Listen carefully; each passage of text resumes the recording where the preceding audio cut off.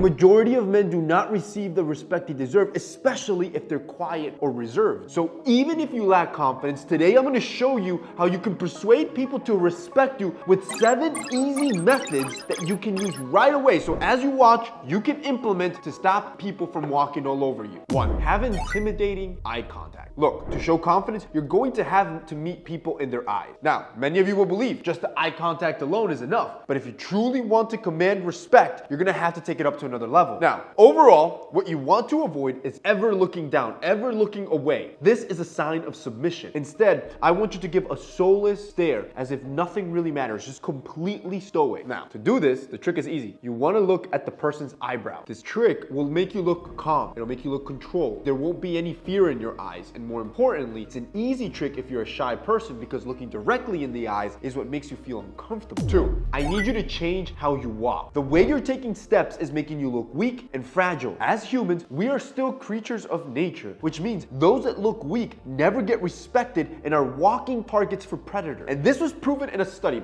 where a researcher filmed 3 days on a busy street of New York City. She then took the film into a prison and showed it to several inmates. She then asked inmates to rate those random people on film from scale 1 to 10, 10 being the most likely that they would assault that person. Here is the most interesting part of this study. They found no commonality between race, gender, or size of the person. What that means is that the small woman and the old man weren't the first ones getting picked. Instead, it was the people that had similar walking patterns. There was 2 things in the walking pattern that stood out as being weaker and an easy target. 1, people that took short strides. Those type of people look frail, they look weak, and somebody easy to overpower. To fix this, you need to consciously take forceful medium strides as you walk that command assertiveness and confidence. The second thing they saw is those that didn't swing their arms were also easy targets. You have to keep your arms out of your pockets. It's just not natural. You look unbalanced and you look weak. Instead, you have to swing your arms. It is natural for your body to use your arms as a counterbalance.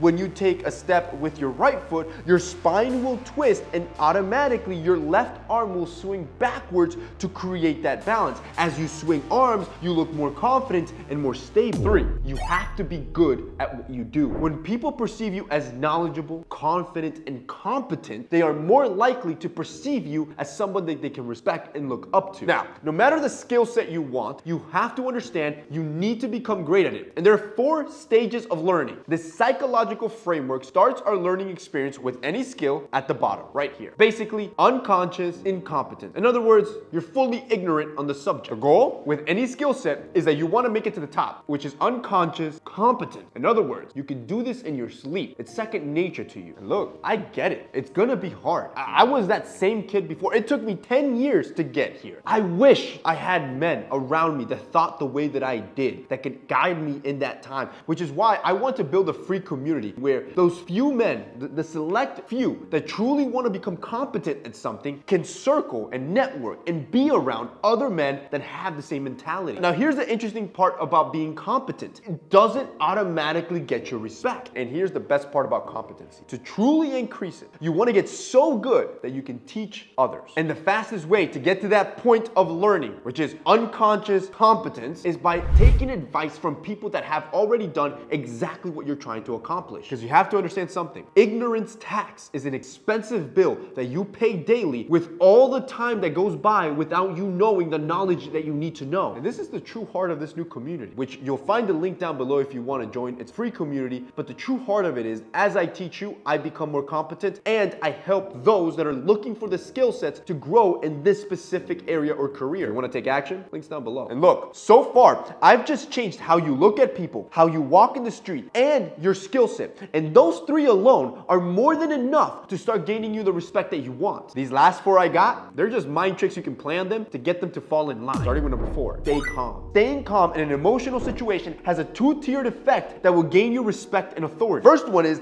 that it allows you to problem solve and think better. You can think logically when your brain is not fogged up by all of your emotions. Take street fights. Every time you see a street fight or a professional fight, the man that's the most calm is the man you should be worried about. That's the man that can logically think what his next step will be. And finally, number 3, it associates you with greater income and higher socioeconomic status, which is something to be respected. And by the way, this was proven in a study. They put in a room several individuals and showed them a disgusting inducing amazing movie, something that would make you wrench, get you emotional. The people that had the least reaction to this movie had higher income and higher status in society, which takes us to the question, how do you remain calm when everyone is emotional? Easy. Take the opposite action. This is a skill or an exercise that they teach in psychology. The concept is simple. When you're faced with an emotional problem, say your bank account is at zero and your car just broke down, the emotional response is fear, panic, and worrying because you don't know how you're going to get to work. You don't know how you're going to use your car or how to fix it. The opposite response would be to smile, to clap, right? To get a little excited, to now think, wow, now I'm going to get the chance to fix my own car with my own two hands, right? The idea is that you will take an opposite response from what is normal, and that will make you calm in any situation. 5, you need a strong handshake. A strong handshake will immediately put you in a position of respect and authority. What you don't understand is that the main muscle that's responsible for your grip are your forearms. This is the one muscle group most men do not train in the gym. This is what's leading most of you to a weak handshake. So I want you to start working out on your forearms, and I want you to do it everywhere. And no, I don't want you to waste time in the gym. Actually, go on Amazon, buy grip strength toys. They're like $10. And now, through your day, as you're working, as you're reading a book, as you're watching TV, you can be doing 10 sets on each arm all day. You do this for a month, you're gonna see an immediate difference in your grip strength, and more importantly, in the aesthetic of your arms. They're gonna look thicker, more veiny, more attractive. 6, I want you to compliment those around you. There's an interesting phenomenon where people will associate the words that you use to describe them with your own personality. This is called spontaneous trait transference. In other words, whatever you say about other people will influence how they see you. If you describe somebody as smart and as capable, they will see you in the same light. And finally, number 7, do not allow anyone cut you off. If you're constantly being cut off mid-conversation with anyone you meet, it's usually a clear reflection of how they see you. They see you weaker than they do. They see their message more important than your message. You have to deal with this head on if you ever want to get respected. And it's quite simple. Next time you get disrespected and somebody interrupts you, remember, stay calm, right? Remain calm, pause for a second, and then ask them, may I finish? Once they concede, I would reaffirm that position and tell them that you would appreciate that they wouldn't interrupt you mid-conversation. Promise you this, if you embarrass somebody like this publicly and negatively reinforce them interrupting you, they will second guess ever doing that to you again, and now you have the respect you deserve.